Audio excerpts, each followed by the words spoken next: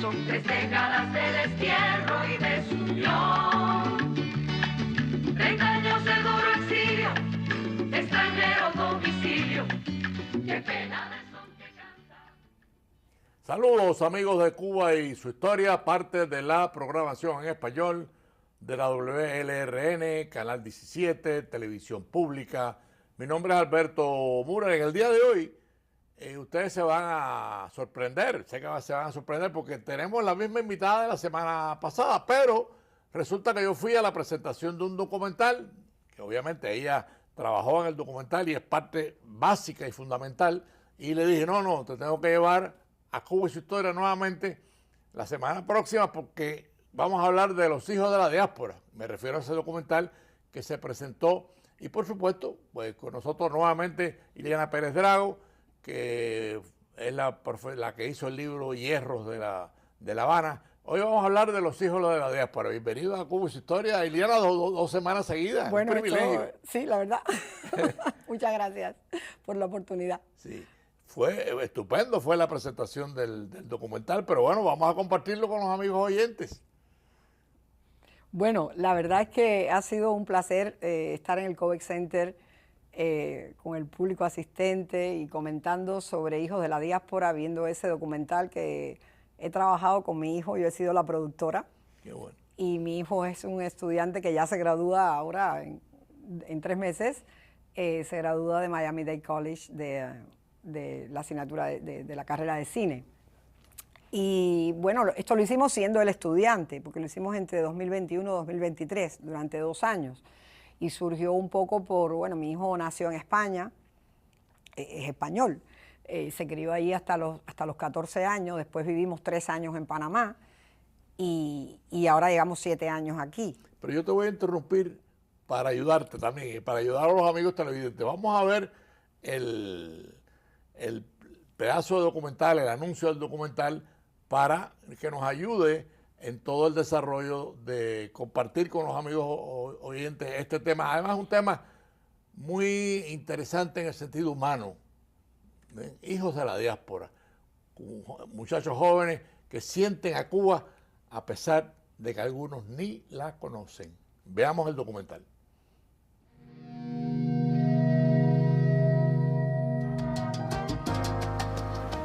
Nací en Madrid en el año 2000, empezando el siglo y sin saber que había nacido allí porque mis padres se habían ido de Cuba sin mirar atrás. La vida nos llevó a Panamá, donde tuve amigos de muchos países y conocí culturas de las que solo tenía referencias en Madrid a través de hijos de inmigrantes como yo. Después de 3 años llegamos a Miami.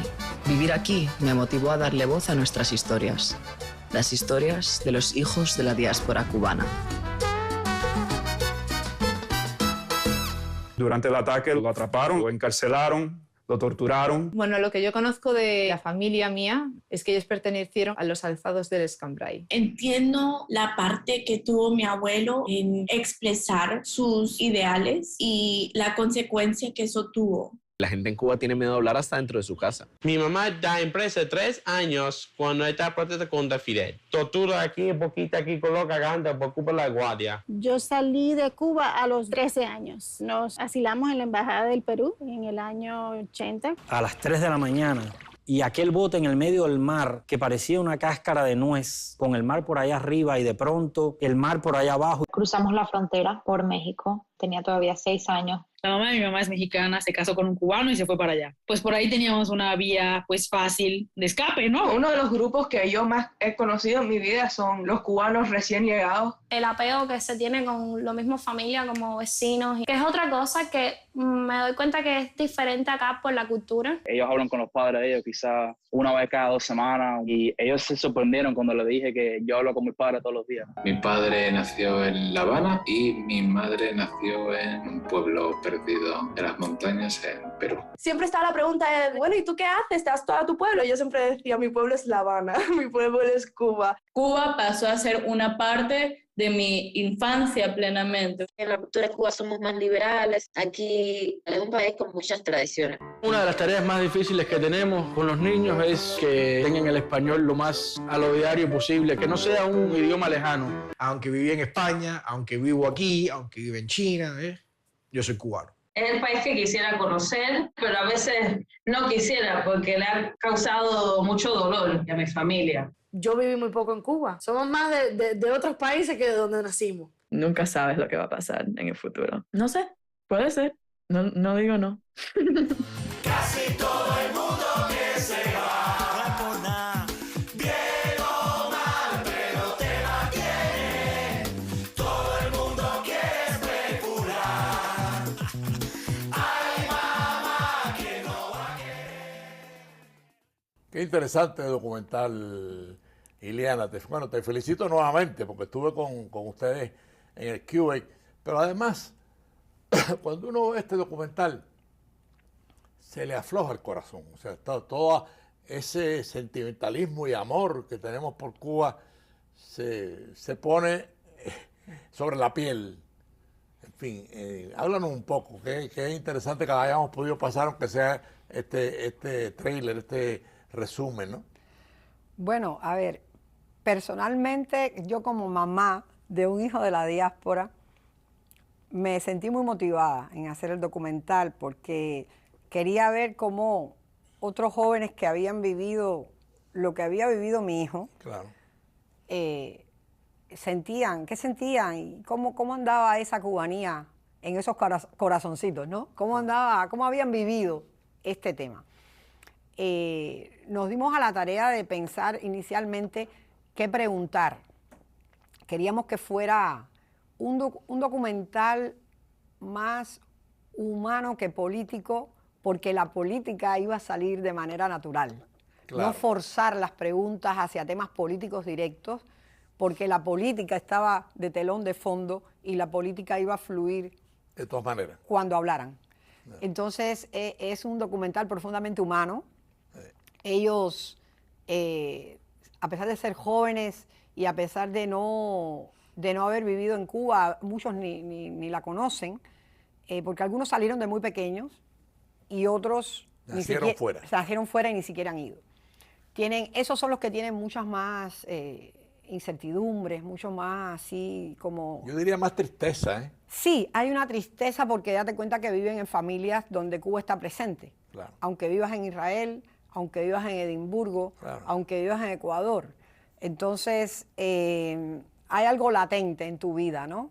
Y además la incertidumbre de cómo será, porque todos son fotos, todos son cuentos, todos son historias y todos son ideas de lo que oyen, pero nunca han estado en el lugar y eso marca bastante la diferencia. No, además, cuando tú vas, Ileana, perdona que te interrumpa, cuando tú, un muchacho de la diáspora, hijo de la diáspora, ve la situación de Cuba, porque eso sale por la prensa diariamente, ve un país que no tiene ni azúcar, que no tiene leche para sus niños, que no tiene agua, las viviendas se están derrumbando, el país no tiene futuro.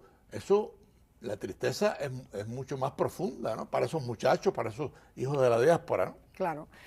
El documental trata de mostrar los diferentes periodos de las migraciones, sí, que ha habido después del 59. La persona, digamos, de más atrás, digamos, en este exilio es el de 1980, que es una muchacha que estaba con 13 años en la Embajada del Perú. Ella sale con 13 años y bueno, también quisimos mostrar un balsero niño. Eso fue muy difícil, de hecho no lo encontramos. Encontramos balseros que vinieron siendo niños, pero no quisieron ser entrevistados. Supongo que el trauma es muy fuerte y la gente no puede con eso. Entonces, la persona de la balsa también dio muy buenos testimonios. El documental tiene 21 participantes y es curioso porque 21 es una cifra un poco rara, ¿no?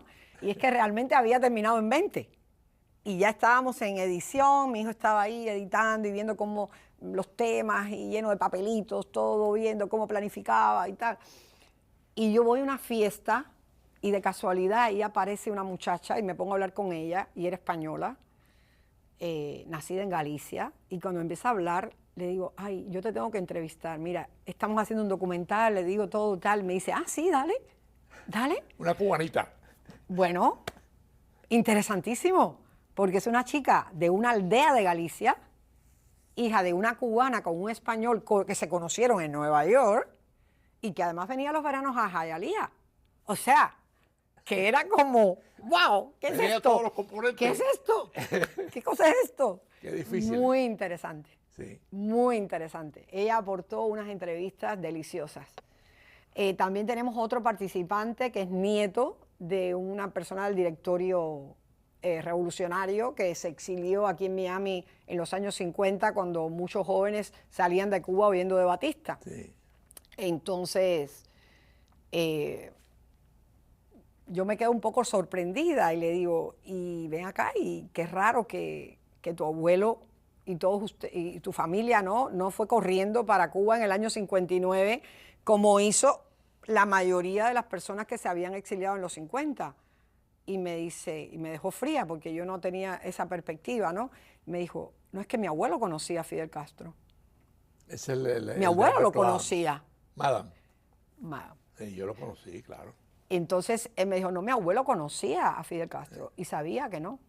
Y sabía que Fidel Castro era un bandido. Era un bandido, iba a ser un dictador. Entonces, eso me dejó un poco impactada porque esa visión nunca la había tenido. Y la gente que se ha movido, algunos de países, algunos de más de un país. O sea, hay algunos de estos muchachos, por eso también a veces me han preguntado por qué no se llaman hijos del exilio, por qué se llaman hijos de la diáspora. Yo quiero hacer esa pregunta ahora. ¿Por qué diáspora? A mí me encanta la palabra, porque la palabra es muy abarcadora y es muy interesante. Además, es hasta elegante la palabra. Sí. Pero ¿por qué usaron ustedes hijos de la diáspora y no del exilio? Sí, bueno, a ver, ¿por qué diáspora? Bueno, en primer lugar, la mayoría de ellos no son exiliados. Claro. Son niños que han nacido fuera. Sus padres emigraron, sus padres, algunos son exiliados. Entonces, realmente, diáspora es una palabra que se refiere a la atomización, ¿no? Muy gráfica. A estar por todas partes. Claro. Y históricamente, en las primeras décadas, el exilio cubano se concentró en Miami. Y alguna gente iba a otros países, pero mucho menos. Y a veces cogían esos países de puente para ir a Miami. Pero la realidad después del 94, después de las balsas, es que, wow, hay una dispersión muy grande. Y muchos cubanos, de mi generación especialmente, que yo soy nacida en el 64, tomamos caminos para muchísimos países. Cuando tú ves, por ejemplo, en Kentucky, donde se produce la famosa carrera de caballo, el derby de Kentucky, la comunidad cubana fuertísima. Te vas a Nueva York, ni decir, te vas a Europa, a Budapest, te vas a Madrid. Bueno, en España yo creo que hay más de 100.000 cubanos. Cuando tú ves todo eso, es lo que te explica la crisis de Cuba. O sea, más del 15% de la población cubana se fue de Cuba. Como dice la canción, se fue de Cuba. Y eso parece, desde el punto de vista estadístico, puede lucir hasta elegante, gracioso el número, pero el trasfondo de ese número hay un dolor que es lo que vimos en el documental Los hijos de la diáspora, que yo tuve la oportunidad de ver, ¿no? Es un dolor que todavía está latente. Claro, el tema de haber vivido entre dos culturas, porque al final vive en un hogar que es muy cubano, se come la comida cubana, el tema cubano está presente, están los abuelitos en Cuba o vienen de visita, tal, y después salir a la calle y encontrarte una realidad que nada tiene que ver con eso, claro. Ni en comida, ni en conversaciones, a veces ni en idioma, sí, porque hay gente que ha vivido en inglés. Claro. Entonces, eso hace de ellos personas interesantes, porque tienen esta peculiaridad y a la vez tienen un lado triste. Sí. Hay un lado triste, porque hay un lado doloroso, y si el dolor no es propio, es un dolor heredado de tu familia, que a veces les heredado, cuesta, pero es dolor. Es dolor y a veces les cuesta entender. Eso es también algo que se nota en el documental, que a veces les cuesta entender en profundidad las cosas, porque tenemos que entender que hay un desconocimiento profundo de la historia de Cuba. Son muchachos que han vivido, han crecido en otros sistemas educativos donde la historia que tú das es la del país donde tú vives. Entonces, el conocimiento de Cuba es relativo. No, no existe conocimiento de Cuba, que esa es otra faceta de hijos de la diáspora sumamente triste, profundamente dolorosa. Cuando tú ves un muchacho que se siente cubano, que es hijo de cubano, pero que de Cuba no sabe ni una coma, no lo sabe. Y la culpa no es de él, ha tenido que hacer camino al andar, ¿no? Para vivir, para superarse. Y esa es una parte del documental. Tú estás consciente de eso, pero a algunos les sorprende, pero es así, ¿no? Yo he conocido aquí en Miami, que para mí la experiencia de vivir en Miami ha sido muy interesante, y sobre todo porque he entendido mucho más al exilio histórico, he entendido más la historia, de esta historia reciente que nosotros, por haber crecido en Cuba, la teníamos toda trastocada, ¿no? Claro. Entonces, como oculta. Y yo viviendo en España tampoco te enteras de tantas cosas. En España vives en España. Una noticia de Cuba es una noticia que salió un día y tal. O sea, Cuba está todavía lejana, pero vivir en Miami estás en el tema, ¿no? Entonces, y conoces a personas que estuvieron 20 años en la cárcel y conoces ese dolor ya de cerca, en carne y hueso, en personas concretas. Entonces, todo eso, la verdad es que cambia mucho. Sí. Yo he conocido personas aquí, hijos de cubanos, que han crecido en Miami o en Tampa, tal, que tienen un profundo conocimiento de la historia de Cuba, más que algunos cubanos que yo misma, porque yo siento que esas primeras generaciones inculcaron mucho más de la historia de Cuba a sus propios hijos. Y yo creo que a medida que el exilio cubano se ha ido haciendo largo y desgastado y la gente ya está cansada, a veces la gente sale de Cuba. El tema como se pierde. Como que no tiene ganas ni de hablar de José Martí. Claro. Que ven a José Martí asociado con la Revolución Cubana y cuando ven una foto de Martí les da algo. Hasta eso pasa. Sí, hasta eso pasa. Entonces hay que entender que son procesos diferentes, que la revolución, lo que han llamado revolución, ha sido un proceso de desgaste humano excesivamente grande y largo. Entonces, hay que entender también que a veces que la gente cuando llega quiere cortar. Hay como un rechazo a Cuba en algunas personas, porque no quieren ni hablar del tema. Y hay que entenderlo. Y hay que entenderlo. Hay un sufrimiento que es grande. Más que desgaste, además de desgaste, o sea, la palabra es buena y es un laceramiento. O sea, vienen lacerados por toda una situación que además es muy difícil de entender. O sea, la situación de Cuba, cuando tú ves una revolución que surge en el 59 y la gente estaba alegre en las calles, en menos de 60 días la gente empezó a dejar la alegría porque empezaron los fusilamientos, las persecuciones, Fidel cambia la revolución hacia el comunismo, que no era lo prometido. O sea, es todo como se empieza a acumular un dolor en la historia cubana que todavía no ha terminado. A pesar de los 65 años de revolución, claro, todavía está ahí, porque además los dirigentes no tienen explicación para explicarle a una madre, a un padre o a un exiliado o a un hijo de la diáspora por qué en Cuba no hay leche para los niños. No, Cuba es un país al final que se trata todo el tiempo de debatirse o trata de todo el tiempo de enseñar la maraca, la alegría y la salsa y el son, cuando toda esa maraca lo que tiene detrás es un telón de fondo sangriento, terrible, trágico, de dolor, de separación familiar, cuántas familias separadas durante décadas, cuántos hijos separados de sus padres, cuántas parejas rotas por el exilio. O sea, realmente nuestro dolor es profundo y por eso yo entiendo que a veces, especialmente los latinoamericanos, están un poco cansados de ir a los cubanos del mismo tema, pero es que este es nuestro tema. Sí. El mundo se puede estar acabando, pero el tema nuestro es un tema que nos duele directamente. Sí.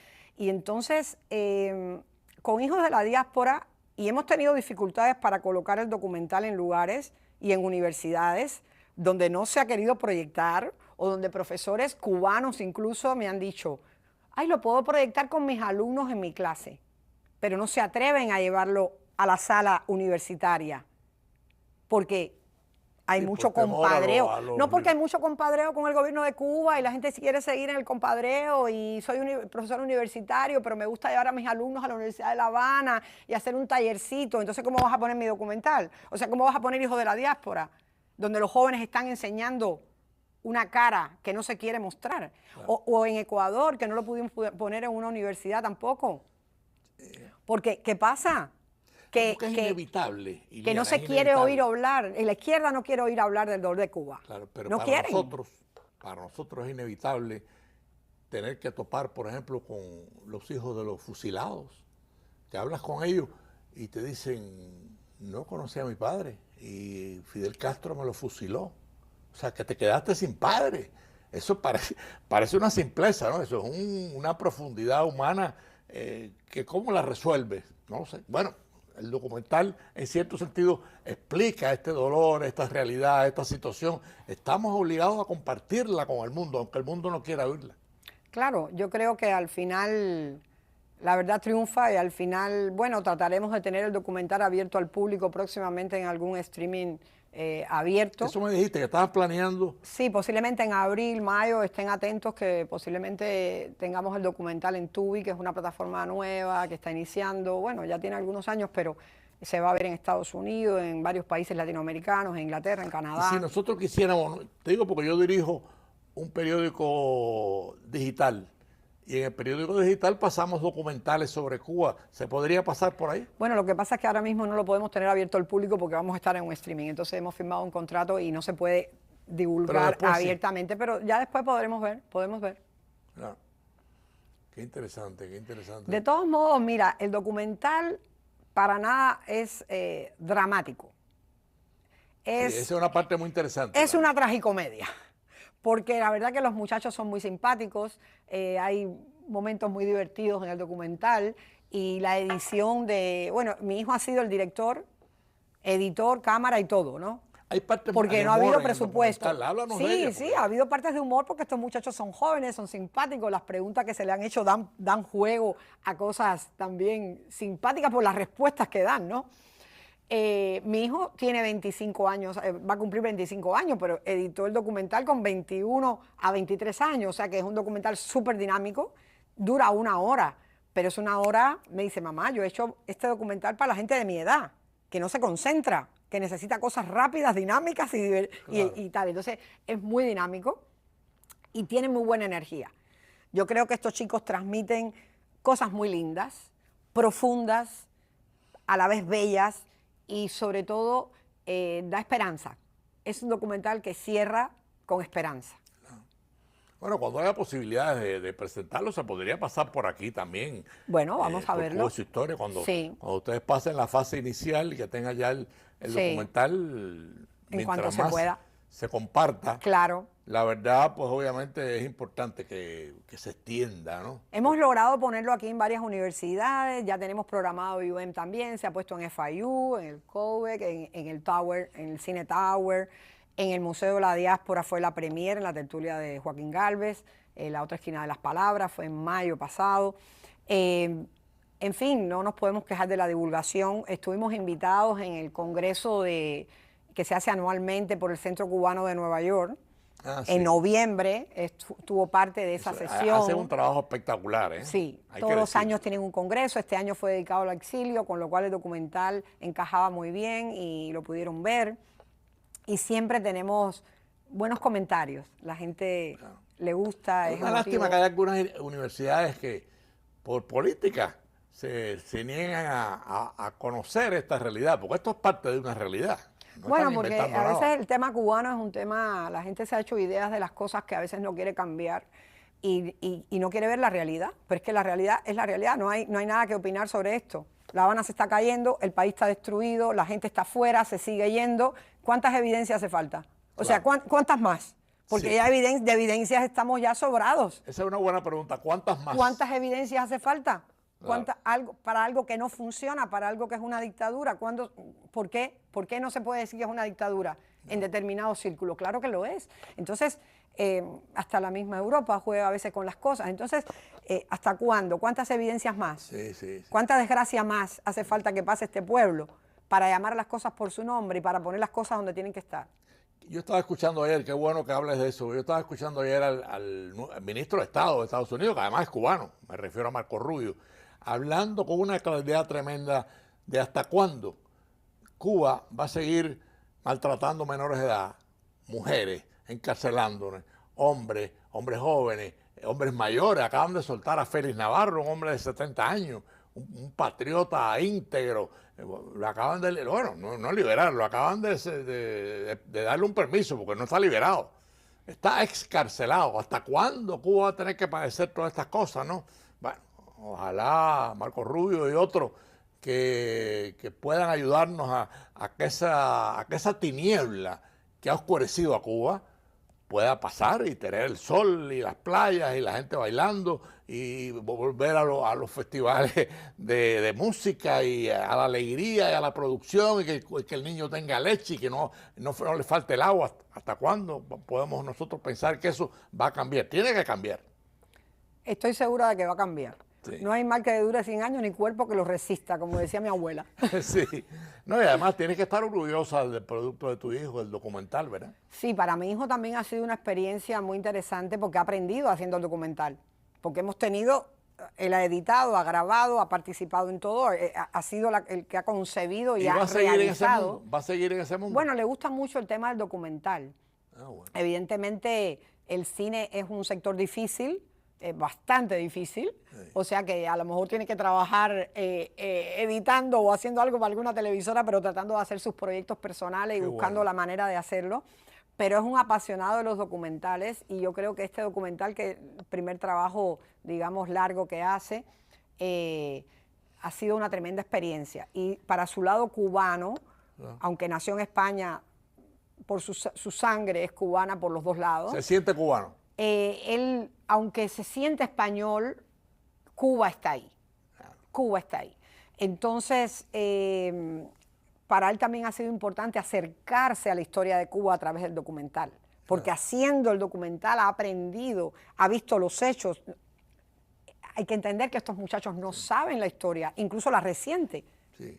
No, además, yo vi el documental tiene una profesionalidad que indica que el productor y el director, en cierto sentido, tienen el tema muy vibrante, muy en su, claro. en su corazón. Ha sido un equipo lindo y ha sido una experiencia linda también madre e hijo, porque hemos podido conversar de muchas cosas, hemos hablado de historia de Cuba, ha sido muy lindo, muy enriquecedor para los dos. Debes sentirte muy orgullosa. Sí, estoy muy orgullosa de mi hijo, la verdad que sí. Sí.